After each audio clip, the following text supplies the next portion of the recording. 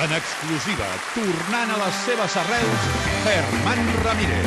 Amb tots vostès, Germán Ramírez i la guapíssima Marta Márquez a Qui dóna menys, guanya.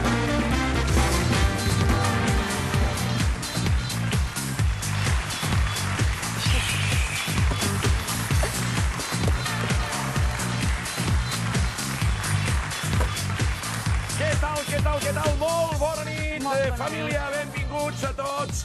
La persona que s'endurà aquest mini-guant serà la que faci la puja més baixa i no repetida quan tanquem les línies. És a dir, que no qui dona més s'endurà aquest mini, sinó qui doni menys. Com ho has de fer? Com pots fer una puja? Doncs l'Albert Lessant ho explica perfectament.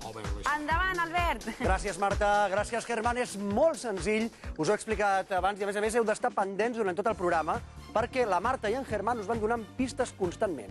Us han dit que la puja més baixa no repetida està ara mateix entre 2,60 € i 3,80 €. El mecanisme és molt senzill, mini i la vostra puja al 50-24, però molt important que pugeu per un número sencer, una coma o un punt, totes dues opcions són vàlides, i 2 decimals. És a dir que 2,64 € podria ser una puja vàlida i qui sap si podria ser la puja més baixa i no repetida.